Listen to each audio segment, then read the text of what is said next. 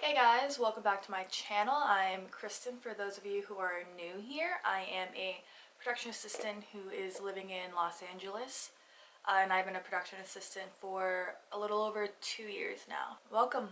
Hi. In today's episode, I would like to talk about the different kinds of PAs that there are. So let's start and talk about the basic skills that you need to be a production assistant. Number one, you have to be able to follow directions, which seems easy enough, but surprisingly for some people it's kind of difficult. Number two, you need to be able to listen, which again seems really simple, but number three is you need to be able to effectively multitask. And number four, you just need to be likable. You're going to be spending a lot of time on set, and if no one likes being around you, then you're probably not going to be able to work very much. To get into the kinds of PAs, number one is a key PA. This PA is in charge of the rest of the PAs, so you kind of help, depending, sometimes you're helping book PAs for work, depending on the show that you're on. Sometimes you don't do that, sometimes you do. And so yeah, you're kind of just in charge of them, making sure everyone's good. You're over there setting lockups, telling everyone where they need to go. Say you just need to go do something, you kind of, words that I'm thinking of, you just kind of hand it off to somebody else to do. Sometimes, depending on the show that you're on, you're kind of, I feel like this midpoint between an AD and a PA. You're kind of like this weird, like, middle section where, like, you're kind of expected to do a little bit more, but you're still like a PA. I don't know, that's just what I've noticed. The second kind of PA that you're going to run into is a first team PA. This PA is dealing with the actors. So you're kind of keeping track of where they are, where they're going, what they need, you know, if they want coffee or whatever, or if they need to do, say it's after lunch and you need to do after lunch touch-ups, you're kind of dealing with that and managing them and their time while they're on. This is, the first team PA is only on set. Not only are you dealing with the actors, but you're also working closely with the hair, makeup, and costume. You're pretty much letting hair, makeup, costumes know, hey, here's the shot, here's what we're moving on to next, or it's like, are there any last looks, or looks good?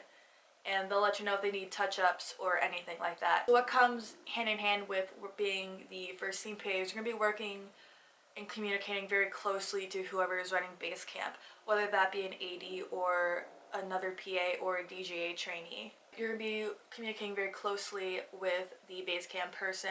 They're going to let you know what stage in the process that there are in the whole getting ready thing.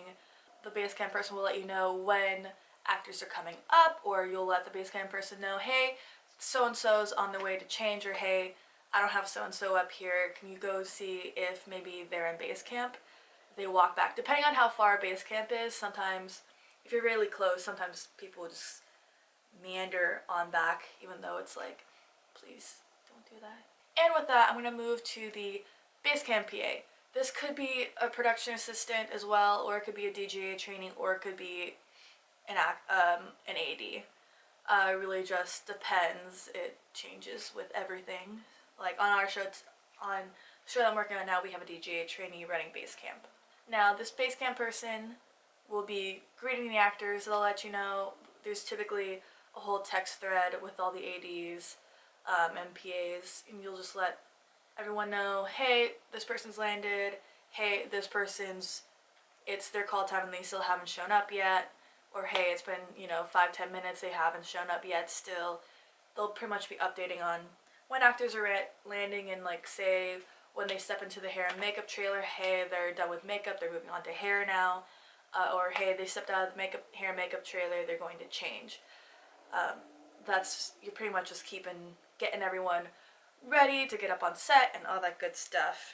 Like I said before, you'll be communicating all of this with the ADs and also the first team PA. And with being the Basecamp person, you're also working very closely with hair and makeup and costumes. You'll let them know, like, hey, they're going to be ready in like 5 minutes, and they're going to be getting ready to call this person up to set. So you'll be giving them heads up, or like, hey, costumes needs to look at one actor because they want to make sure that their costume is like all set and fine. You'll also let all of them know when actors are traveling up, which is very important. You just need, because you know, then how are they supposed to be able to do last looks if hair and makeup costumes aren't up to set yet? So, or like they didn't even know that actors were traveling. So you want to make sure that when actors are getting ready to travel, you let hair, makeup, and costumes know. There's also paperwork that comes with being the Basecamp PA. You'll be keeping track of the G, which all the actors sign at the end of the night when they're wrapped. It has like their in times, what time they step into hair and makeup, what time they travel to set, their lunch times that they NDB'd, and what their dismissed from set time was. And like you're dealing with contracts as well, so that's a whole other world of paperwork. Next up is the background PA, which is what I typically do. You're checking in all the background, giving them their vouchers and all that good stuff. You're telling them, you're getting them through costumes, hair and makeup, making sure everyone just gets ready, and you're going to be bringing them up to a certain place where you're going to hold them. So that's background holding. You're pretty much making sure when the second starts asking for background, you're taking either everybody or, you know, small groups of whatever amount that they want to set, and you're helping them get with props to get all propped up if they need it. And sometimes you also help out set people and just telling them what to do. And at the end of the night, you do a thing called the background breakdown. It pretty much has a list. It's pretty much everyone grouped up together with their rates, in times, lunch times, wrap times, if there's any meal penalties or like adjustments. Adjustments are typically like, oh, this person used all of their own wardrobe, they get a bump for that, or, you know, it was smoky on set, all our union folks get smoke bumps for that. Next up is a Walkie and distro PA. Sometimes this PA can be like, I've been on other sets where it's like been combined into other kind of PA positions. So basically this person they have a prep day to prep all the walkies. They label everything for all the departments. You make sure they get distroed out to those departments, and on a day-to-day basis, say if there's a new person on set and they need a walkie, you get them a walkie and all that good stuff. When new paperwork comes to set, like one-liners, prelims, shooting schedules, scripts, whenever those get to set, you pretty much get those to certain people who need them. They're typically labeled already on the script, so you don't have to really guess who needs what. It's all labeled, so you just kind of drop it off with them, put that in their office if they're not in there, and all that good stuff. I want to just let you guys know this is just a very general layout of what these PAs do. There's going to be maybe other things that happen on set that you'll need to help out doing depending on the show or what. So that's basically like a gist of the kinds of PAs that you'll have on a set. I'm just going to touch upon the physicality of the job because a lot of people think it's pretty chill, but for the most part it's not. Basically you're, for the most part, standing most of the day, and that may be for 14, 15, 16 plus hours. It just depends on the show. I've worked with some ADs that don't think PAs should sit at all, so you're pretty much just on your feet all day, the entire day, which sucks. I think you should really be able to sit down and take a rest if you need it. Like, there's a difference between being able to jump up and be ready and like be able to do whatever that they ask you, and as opposed to, you know, sitting there and lounging and just sitting on your phone not paying attention.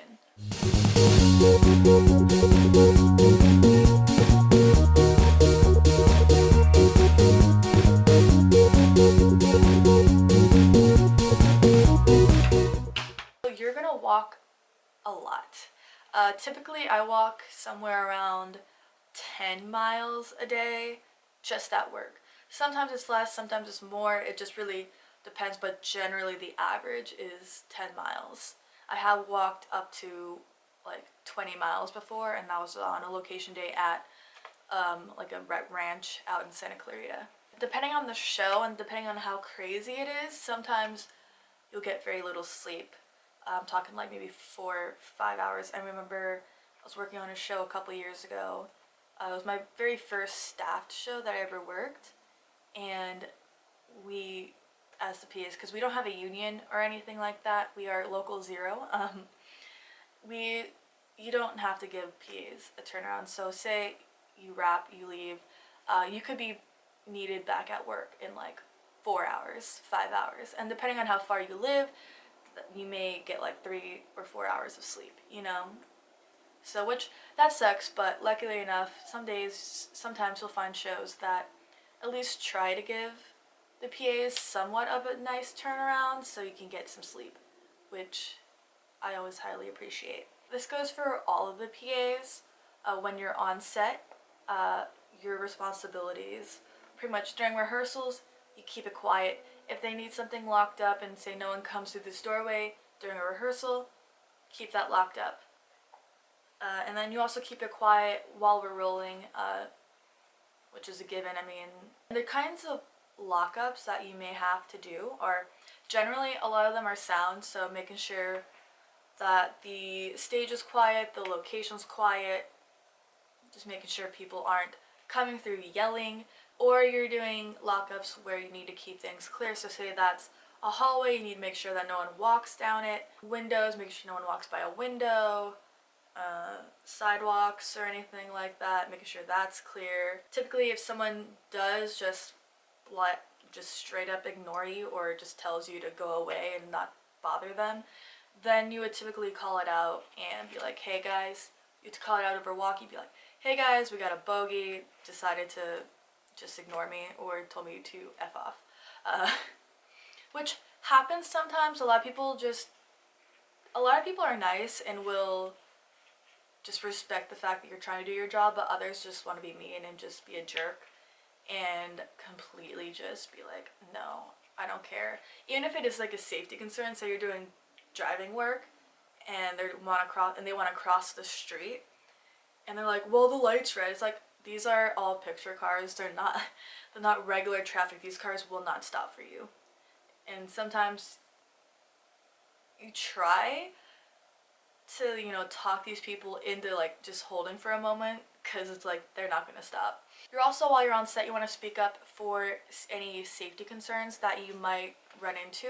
For example, say there's equipment and it's kind of a trip hazard. Say there's cables running and there's no mat over it, so people might be able to trip on it. You want to speak up for that. You want to try to speak to the certain departments to see, hey, do you guys have a mat that we can lay over this? Or like, hey, can we tape some of this down so people don't trip? Or say it's dark and that's a hazard, because then people could trip on things that they don't see. You just want to ask maybe the electrics or ask locations to see if they have a light that they can put up. So I was working on a movie and we're doing some car stunt work. Just fine, it's fun, it's whatever, and I was at the end of the run and all of this started happening at the beginning of the run. So we got through our take very successfully. Traffic was still held. We're just waiting for the cars to reset when a car decided to blatantly ignore our police officer at the beginning of the run. He went, oh, he jumped the curb. Oh, it's a police chase. And like, this guy jumps the curb, comes down through our set at 70 miles an hour. There's cops coming up behind him. There's a whole helicopter flying right above us. And me and the officer that I was with down at the end of the run, we're trying to yell at the other officer at the other side of the road to get out of the way. And I was trying to make sure that, pedestrians aren't trying to jaywalk into the street, because I don't know what this guy is going to do. I don't know what's going to happen, Is he going to like veer off the side of the road? I need to make sure the sidewalk is clear.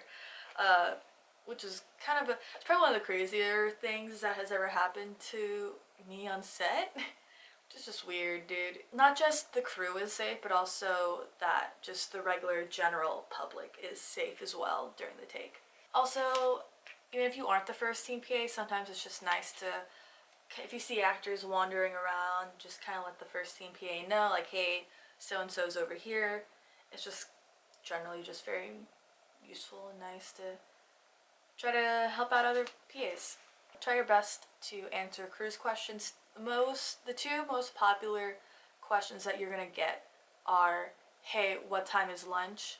And it's usually always 6 hours after crew call. Sometimes we'll end up going into grace, or we'll go into a meal penalty or two to finish whatever the heck we're working on. And the second most popular question to be asked is, hey, what time are we gonna wrap? And to that I just say, we wrap when we wrap when we wrap. Yeah, I know I went through this video really quickly. I talked really fast. If you have any questions, don't hesitate to comment them down below, and I'll do my best to answer them. Or if you have any video suggestions, just drop them down in the comments, and maybe I'll do it.